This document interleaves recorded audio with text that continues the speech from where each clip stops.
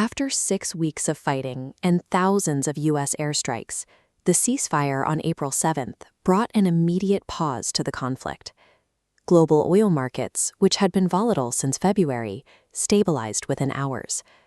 But the peace lasted less than a day. The following afternoon, a wave of Israeli strikes hit targets across Lebanon, resulting in the highest single-day death toll of the war so far.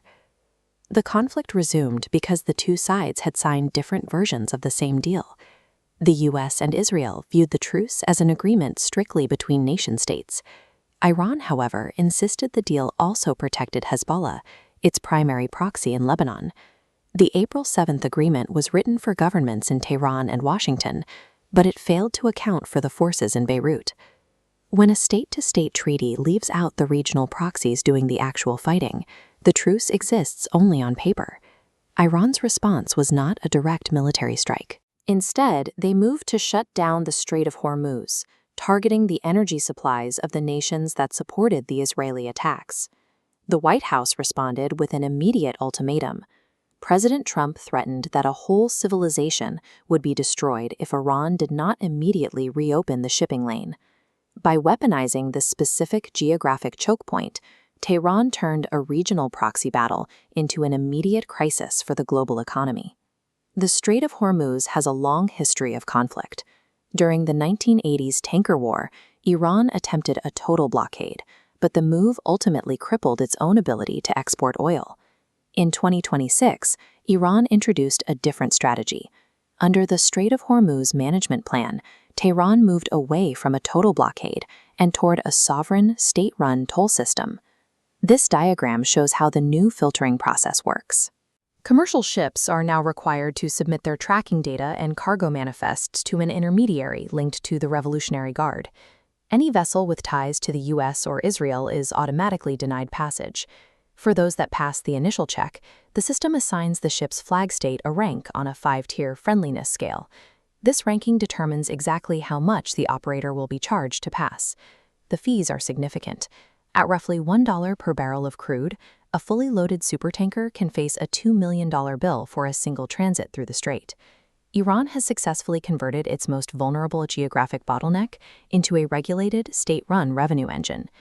To pay these tolls, ship operators cannot use standard bank transfers. They must pay using Chinese yuan or specific cryptocurrencies like Bitcoin and Tether. This comparison explains why the IRGC relies on digital assets. While a traditional wire transfer can be intercepted by U.S.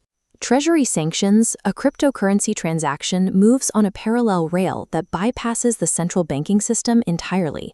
These payments settle almost instantly. By the time Western regulators can even identify a specific transaction, the funds have already been moved through multiple anonymous pathways, making them nearly impossible to freeze. Once the payment clears, the ship is issued a VHF passcode and receives a physical naval escort from the Iranian Navy to ensure safe passage. By combining naval control with a decentralized payment system, Iran has built a revenue stream that operates entirely outside the reach of Western sanctions. The U.S. military maintains that its strikes have decimated Iran's combat capabilities.